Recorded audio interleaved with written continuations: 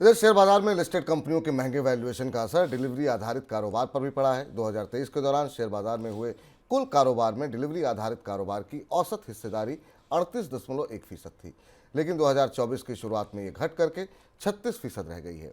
Share बाजार record ऊंचाइयों पर है और अधिकतर शेयरों का भाव भी रिकॉर्ड स्तर पर चल रहा है। ऐसे में महंगे वैल्यूएशन की वजह से निवेशक शेयरों में लंबी अवधि की पोजीशन से परहेज कर रहे हैं, जिस वजह से डिलीवरी आधारित कारोबार में गिरावट देखने को मिल रही है।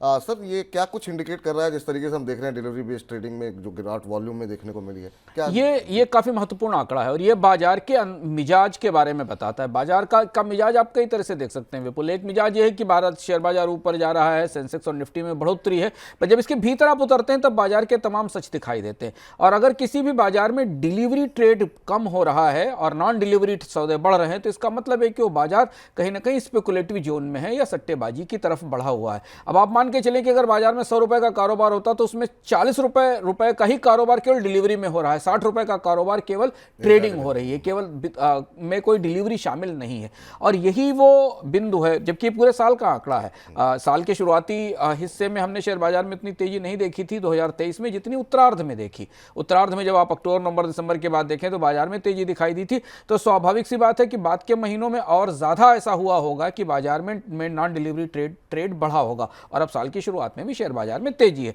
ये बाजार की अंतर्धारणा को थोड़ा चिंताजनक और चुनौतीपूर्ण बनाता है।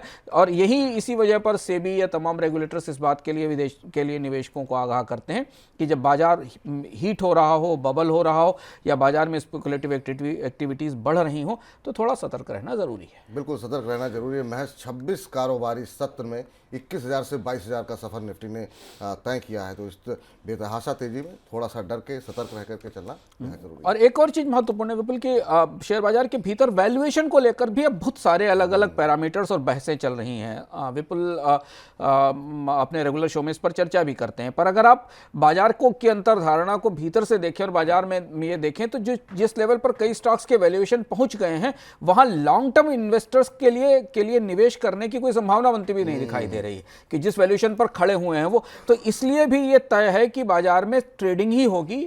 2 दिन, 3 दिन, 4 दिन, 5 दिन के आउटलुक के साथ लोग बाजार में तात्कालिक तेजी का फायदा लेने की कोशिश करेंगे, क्योंकि इस स्तर पर बाजार में घुसकर इतने हाई वैल्यूएशन पर स्टॉक को खरीदकर लंबी अवधि तक 6 महीने या साल भर की अवधि के दौरान रिटर्न हासिल करने का कोई फार्मूला बनता नहीं दिखाई देता। और निश्चित रूप से काफ़ी शेयर काफ़ी महंगे हो गए हैं। आपके पास जो शेयर हैं उसमें कहाँ आपको मुनाफा वसूल करना चाहिए, कहाँ से दूरी बना देनी चाहिए, उसके लिए आप दोपहर 1 बजे हमारे साथ जुड़िए। जो भी प्रश्न हो आपके शेयर बाजार के जुड़े हुए, हम अपने एक्सपर्ट से उन प्रश्नों को उनके सामने रखेंगे और आपको सही सलाह देने की कोशिश करेंगे।